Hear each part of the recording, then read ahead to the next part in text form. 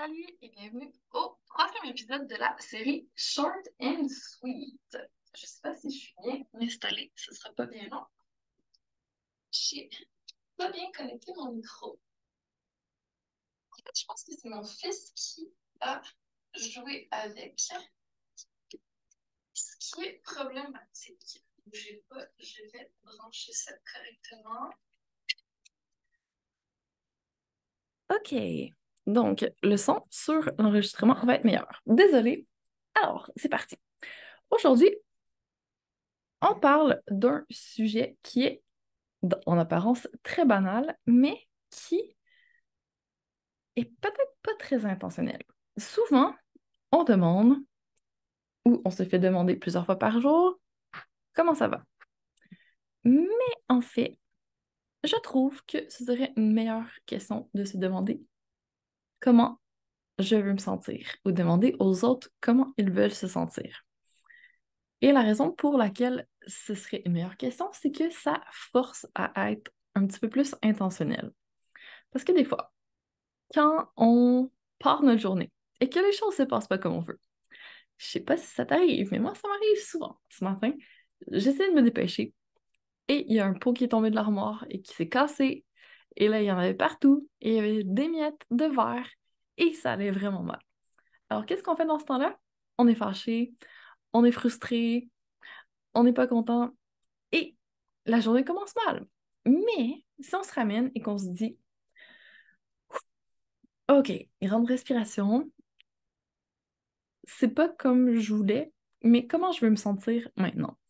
Et que là, on commence à y penser, ça nous force à nous réaligner, ça nous ramène dans un état qui est complètement différent et ça peut changer complètement, ben, un, les émotions qu'on ressent, deux, notre énergie et ce qu'on va avoir comme interaction avec les autres, ça change les actions qui vont arriver, ça change tout en fait.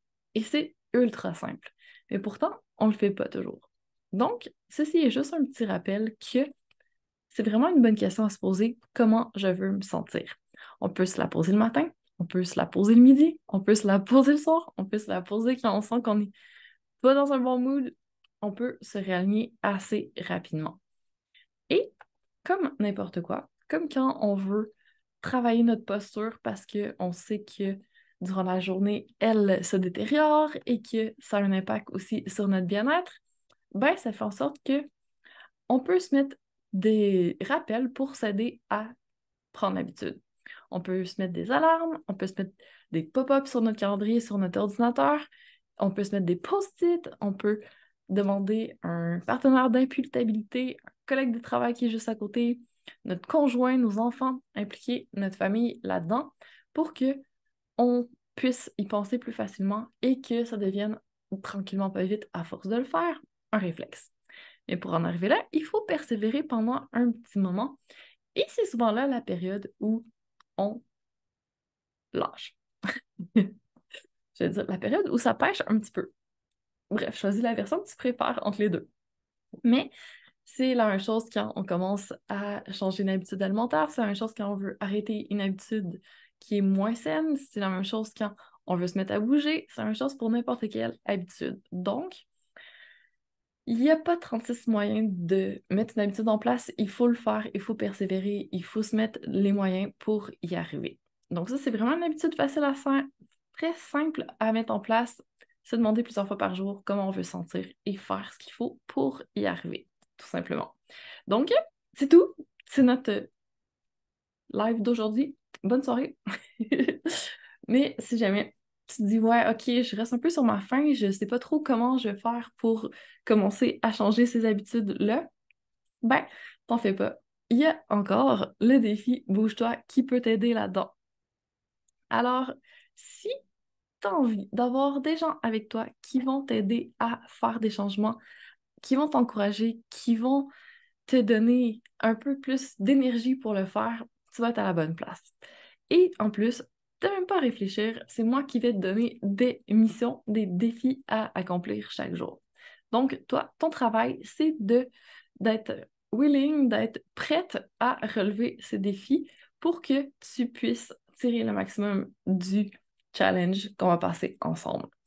Et dans le fond, le but, c'est ça, c'est de s'entraîner à faire preuve de constance, comme on parlait hier, et de commencer à faire changer les choses pour nous parce qu'on sort de notre zone de confort et qu'on fait les choses un petit peu différemment.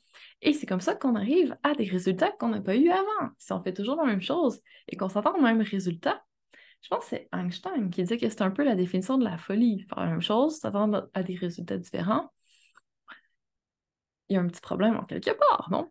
Donc, faisons les choses différemment. Testons d'autres manières de faire pour prendre soin de notre bien-être, pour faire bouger les choses pour nous. Donc, si ça te tente, écris-moi, visite ma bio, va voir sur mon site web, fais ce qu'il faut pour pouvoir t'inscrire. Tu vas voir, c'est gratuit, c'est super simple, ça va être le fun, on va être dans une bonne énergie, dans une énergie de on avance un peu à la fois, sans se casser la tête, sans que ce soit pénible. C'est vraiment dans le plaisir et dans le feel good. Alors, voilà pour notre épisode de ce soir. On se retrouve demain pour la suite des aventures, pour encore plus de feel good. Et d'ici là, je te souhaite une excellente suite de journée, peu importe l'heure qu'il est pour toi. Et je te dis à très bientôt.